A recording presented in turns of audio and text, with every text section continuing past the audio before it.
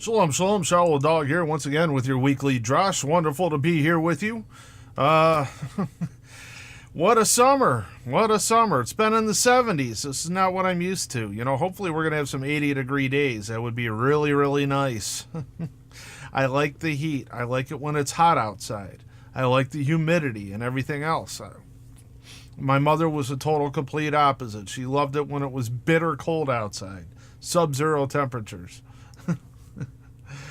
Oh well, this is Parashah 48, Shof'tim, which means Judges, chapter 16, verse 18 through chapter 21, verse 9. And I'm also working with a different audio editor this time. I have Adobe Audition CS6, so it enables you to record in 5.1 surround sound. So we're going to see how this works.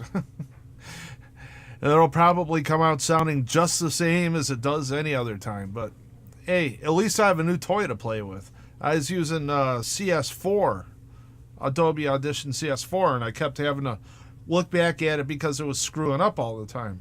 Well, this so far has been doing okay. So, when I do, I did a couple Messianic Jewish moments on this one, and when I use a couple of the features in here, it adds some clicks and pops to my recording, which I don't like. So I've got to figure that out and see why it actually does that. But anyways, let's get to the meat of this this message anyway. Let's just get started here. You are to appoint judges. See, just for you newbies, if you're new to Torah and everything like that, Parashah is named by like one of the first words of the first sentence. Okay, that's what the Parashah is named after. Okay, so this is Shof'tim, however you want to say it, which means judges. Okay, so it says you are to appoint judges and officers.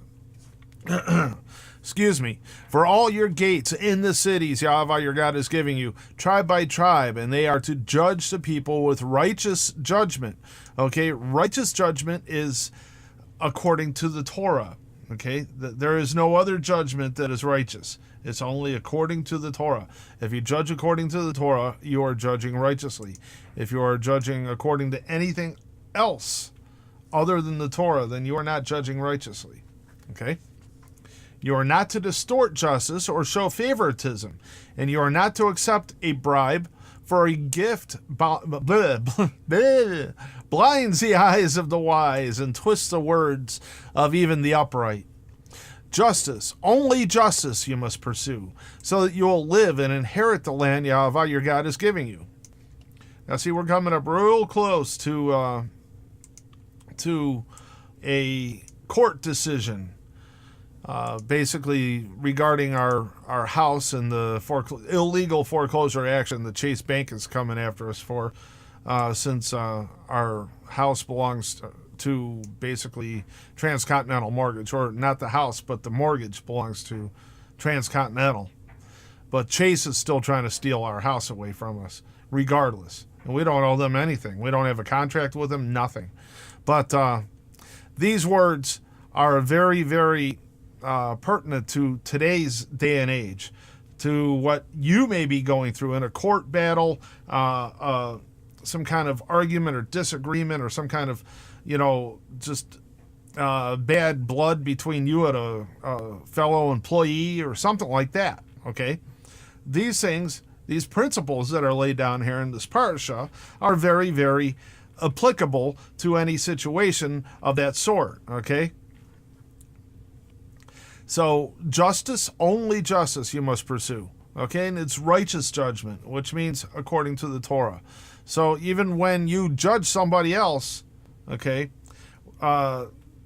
based on what they've done and everything else, you must put it against the Torah. Okay, if what they do is in line with the Torah, shut the heck up, because they're doing the right thing. But anyways, you are not to plant any sort of tree as a sacred pole besides the altar of Yahweh your God that you will make for yourselves. Now, who said the Christmas tree's not in the Bible?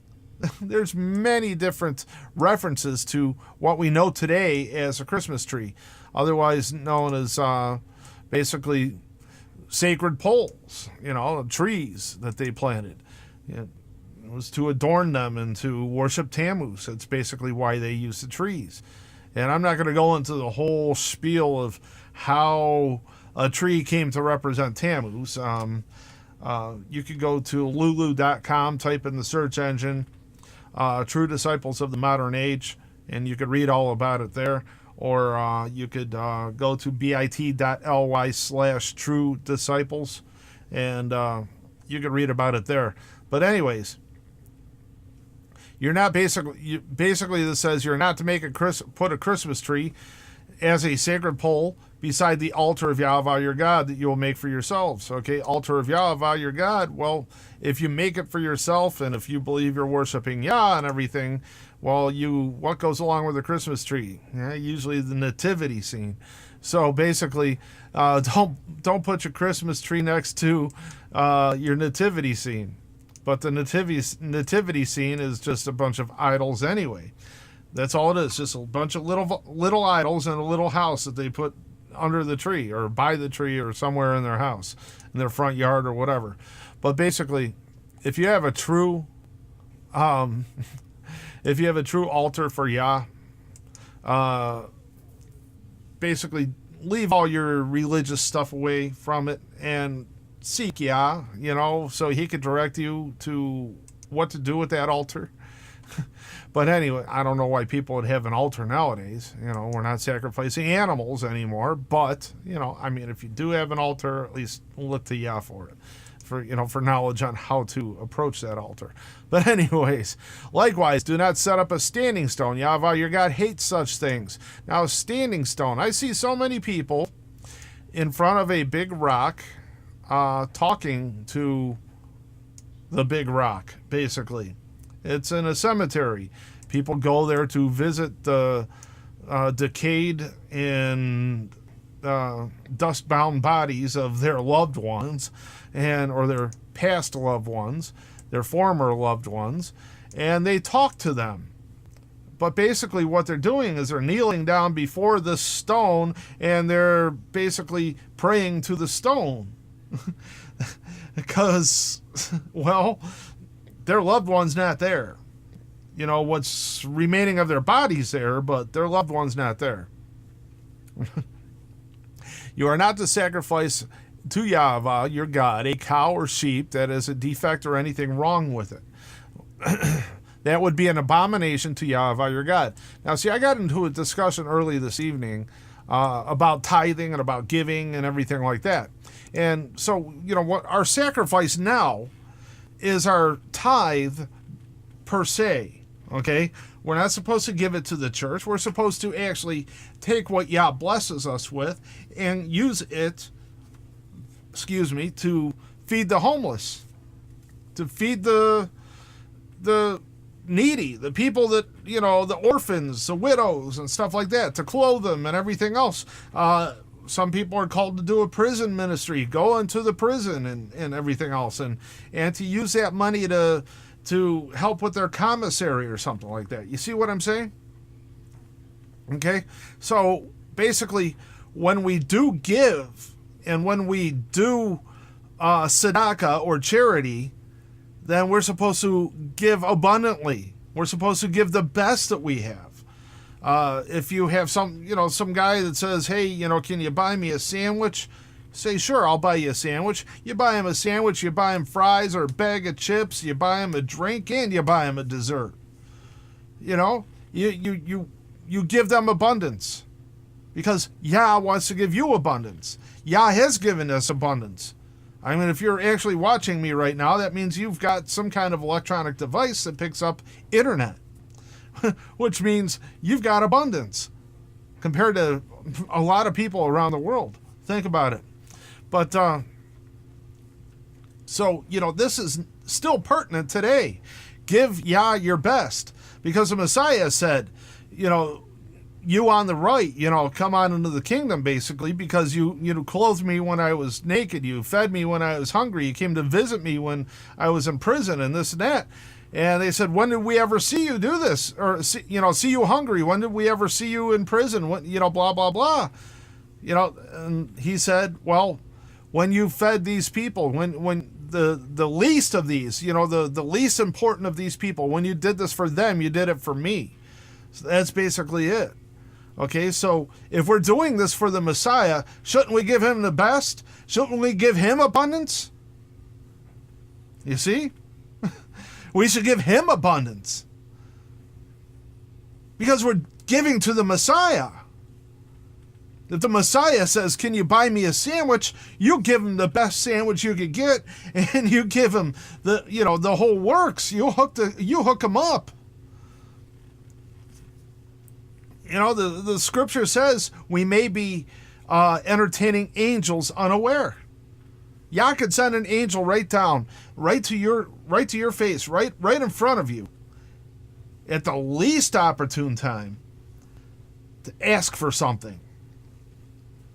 Okay? If you turn that angel away, guess what happens? That goes down in the book of remembrance.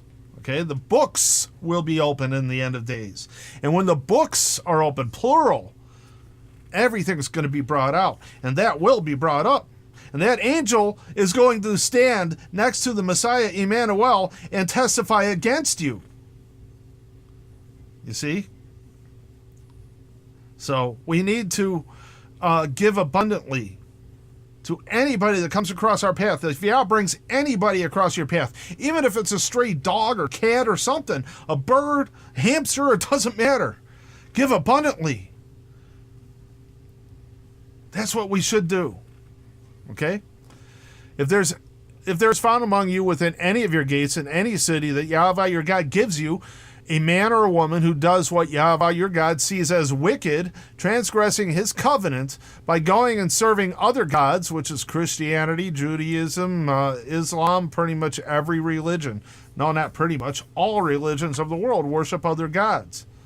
Okay? Serve them and worship them. But by going and serving other gods and worshiping them, the sun, which is Christianity, the moon, which is Islam, or anything in the sky, something I have forbidden, and it is told to you, or you hear about it, then you are to investigate the matter diligently. If it is true, if it is confirmed that such a detestable things are being done in Israel, then you are to bring the man or woman who has done this wicked thing to your city gates and stone that man or woman to death. Okay, right now we don't stone people to death anymore, but that still doesn't mean we cannot exclude them. Okay, I mean, they don't get away scot-free. We exclude them. We just say, get out, We should just kick them outside of the city and just let them fend for themselves on the outside. The same picture is what we're going to have when the New Jerusalem comes down. And outside are the homosexuals, the drug addicts, and everybody else who basically are far away from the Torah. We should make, on earth as it is in heaven. You see what I'm saying? The death sentence is to be carried out only if there was testimony from 2 or 3 witnesses. He may not be sentenced to death on the testimony of only one witness. The witnesses are to be the first to stone him to death. Afterwards, all the people are to stone him. Thus, you will put an end to this wickedness among you. You know what? You might look at me as some kind of nut job or some kind of loon or something like that, but it would be really nice if that was in place today. But no, we have this thing called grace. Grace is a stay of execution, you see? So that somewhere along your life, you eventually, in your heart, deep in your heart, want to come to Yah and obey his commands and do as he says instead of how your religion tells you to be. You see? So that's what grace is. It's a stay of execution. If we didn't have grace, you right now, if you're in Christianity, you right now, if you're in Judaism or Islam, you would be taken out outside the city and you'd be stoned to death. But because of Yah's grace, we're saved from that destruction. That destruction, not the destruction in the end of the age. Okay? But,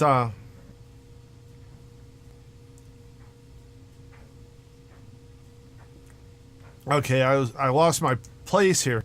If a case comes before you at your city gate, which is too difficult for you to judge, concerning bloodshed, civil suit, personal injury, or any other controversial issue, you are to get up, go to the place which Yahweh, your God, will choose, and appear before the Kohanim, who are Levi'im, and the judge in office at the time. Okay, you see, we have bloodshed, civil suit, personal injury.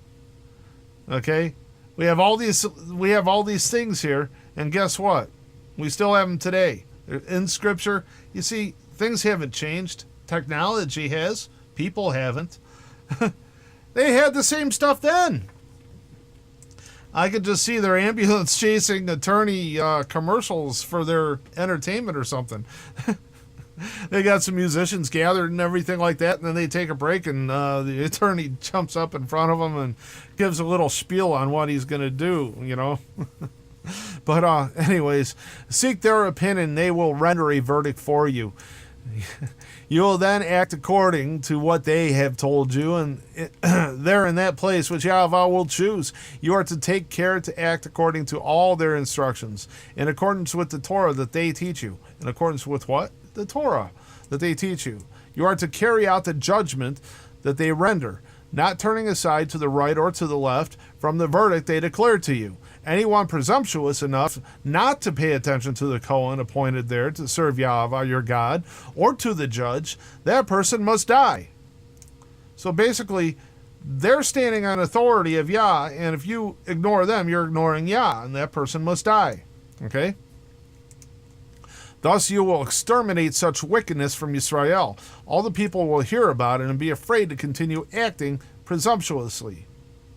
Which means they're going to respect those Yah has chosen, you see? When you have entered the land Yahweh your God is giving you, and have taken possession of it and are living there, you may say, I want to have a king over me, like all the other nations around me. In that event, you must appoint as king the one whom Yahweh your God will choose. He must be one of your kinsmen.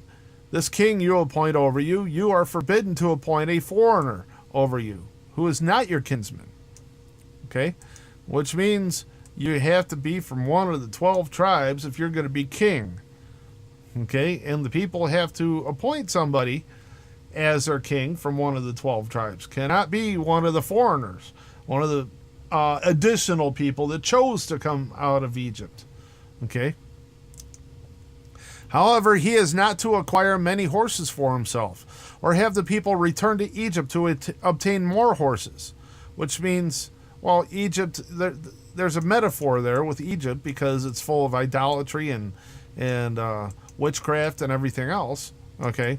So, you know, in order to return to wickedness, in order to obtain more horses, inasmuch as Yahweh told you never to go back that way again. Likewise, he is not to acquire many wives for himself, so that his heart will not turn away, and he is not to acquire excessive quantities of silver and gold. Gee, what king or queen or any world leader do we have today that fits that bill? We're all screwed. When he has come to occupy the throne of his kingdom, he is to write a copy of this Torah for himself in a scroll from the one the Kohanim and Levi'im use it. Okay, so he's basically copying it verbatim. You have the Torah scroll that the Kohanim and the Levi'im use, and then you have your blank scroll right here, and you are writing out basically every word. You're reading it and you're writing it. When you write something, you remember it a lot better than if you just read it. Try it sometimes. It works. But this king is supposed to actually write out a Torah for himself. Is to remain with him, and he is to read it every day as long as he lives, so that he will learn to fear Yahweh his God and keep all the words of this Torah and these laws and obey them, so that he will not think he is better than his kinsmen, and so that he will not turn aside either to the right or to the left from the mitzvah. And in this way he will prolong his own reign and that of his children in Yisrael. And if you look through Chronicles and everything, you see basically so-and-so is king. He did what was evil in Yah's eye, and basically Yah just gave him a whooping, basically, and kicked him out and everything else. But you basically see it right here. Yah's laying down the groundwork here. But when you enter the land Yahweh your God is giving you, you are not to learn how to follow the abominable practices of those nations. There must not be found among you anyone who makes a son or daughter pass through a fire, a diviner, soothsayer, an enchanter, a sorcerer, a spellcaster, not sportscaster, a consulter of ghosts or spirits, or a necromancer. For whomever does these things is detestable to Yahweh, and because of these abominations, Yahweh your God is driving them out ahead of you. You must be wholehearted with Yahweh, which means give him everything. For these nations, which you are about to dispossess, listen to soothsayers and diviners, but you, Yahweh your God, does not allow you to do this. So if you belong to him, you're not going to partake in that stuff, okay? Yahweh will raise up for you a prophet like me from among yourselves, from your own kinsmen. You are to pay attention to him, just as when you were assembled at Horeb, and requested Yahweh your God, don't let me hear the voice of Yahweh my God anymore, or let me see his great fire ever again. If I do, I will die. On that occasion, Yahweh said to me, they are right in what they're saying. I will raise up for them a prophet like you from among their kinsmen. I will put my words in his mouth, and he will tell them everything I order him. Whoever doesn't listen to my words, which he will speak in my name, will have no account for himself to me. But if a prophet presumptuously speaks a word in my name which I did not order him to say, or if he speaks in the name of other gods, then that prophet must die. And how many Christian prophets do we have today? Huh? I'm not bashing Christians. I'm bashing Christianity. And, well, if you knew anything about Christianity, and if you didn't just go with the flow, you'd actually know that you're worshiping false gods in that religion. Okay? Many different gods. Well, how many prophets are there in Christianity? So many people call themselves prophets.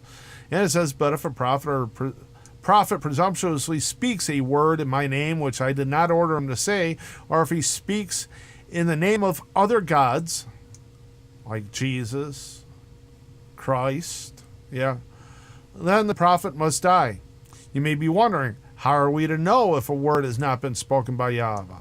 When a prophet speaks in the name of Yahweh, and the prediction does not come true, that is, the word not fulfilled, then Yahweh did not speak that word. The prophet who said it spoke presumptuously. You have nothing to fear from him.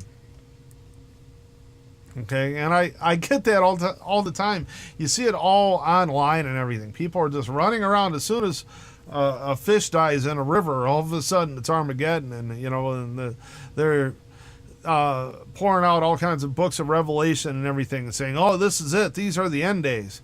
They've been saying these are the end days for many, many, many, many, many centuries now. But anyways, you are not to move your neighbor's boundary marker from the place where people put it long ago, in the inheritance soon to be yours in the land Yahweh is giving you to possess. Okay? That's basically it. Even here, we have a right to own property. Okay? This is a Yah-given right. Okay? This is in his word. So I don't care what the government says. We have a right to own property. The government can't own property. Okay? Even though they do, they can't. One witness alone will not be sufficient to convict a person of any offense or sin of any kind. The matter will be established only if there are 2 or 3 witnesses testifying against him. Okay, there it is once again. But see, it goes a little more in depth, tweaks it a little bit. Okay, any offense or sin of any kind. Okay? If a malicious witness comes forward and gives false testimony against someone, then both the men involved in the controversy are to stand before Yahweh, before the Kohanim and the judges in office at the time. The judges are to investigate carefully. If they find that the witness is lying and has given false testimony against his brother, you are to do to him what he intended to do to his brother. So basically, if you're giving false witness and you say, I want him thrown in jail for the rest of his life, and you're pushing for it and everything, and you're found to be a liar, you get thrown into jail for the rest of your life, you see? In this way, you will put an end to such wickedness. Now, see, I'd be saying, I'd bear false witness against him and say, I want everybody to give $1 million apiece. I want him to be the richest man in the world. And I'm sorry. It sort of ties in with a joke I have in my head here. Okay. Sort of like a genie, you're walking down the beach, you stub your toe on a genie lamp, rub the genie lamp, and that's another story for another time. But anyways, in this way you will put an end to such wickedness among you. Those who remain will hear about it. Be afraid and no longer commit such wickedness among you. Show no pity. Life for life, eye for eye, tooth for tooth, and hand for hand, foot for foot. Okay? Now, see, a lot of people believe, hey, I could have revenge. This says life for life. Well, no. This is for the judges to exact. And it says life for life. Okay? Eye for eye. Meaning, if your eye's poked out, you can't demand both of the other person's eyes, You see what I'm saying? Has to be even. Has to be justice according to the righteous rule. Okay? One eye's poked out, well, his eye's poked out. One eye apiece. See? Tooth for tooth. Knock out this tooth, well, that tooth gets knocked out on your face. That's it. No extra teeth. No extra teeth and then a broken nose. Unless you're a real bad aim when you're trying to knock the tooth out. But anyways, when you go out to fight for fight your enemies and see horses, chariots. Now, see, this is a very important one here whenever you're facing any of life's problems and everything like that. I know a lot of people like to quote, the scripture that says, no weapon formed against me will prosper. Well, this is even more powerful than that, okay? This is not just a slogan, but this is a promise, okay? When you go out to fight your enemies and see horses, chariots, and a force larger than yours, okay? If you're going through a problem right now, you got some big corporation trying to beat you down, listen to this. Okay, they're a force larger than yours, okay? So when you go out to fight your enemies and see horses, chariots, and a force larger than yours, you are not to be afraid of them, because Yahweh, your God, who brought you up from the land of Egypt, is with you. When you are about to go into battle, the Kohen is to come forward and address the people. You should tell them, listen, Israel, you are about to do battle against your enemies. Don't be faint-hearted or afraid. Don't be alarmed or frightened by them, because Yahweh, your God, is going with you to fight on your behalf against your enemies and give you victory. How you like that? Huh? How you like that? But see, it doesn't come from going to church, doesn't come from going to synagogue, it doesn't come from going to temple or mosque, okay? If you want Yahweh walking with you, you need to start obeying his word. Obey what it says, okay? The commandments were not done away with, okay? Those are only ministers of Satan who are saying this, that the commandments are done away with. Oh, it's a free-for-all. The Messiah said, when you break the commandments, that's sin. Okay? The commandments are Yah's law. The Messiah said he would kick out those who were lawless.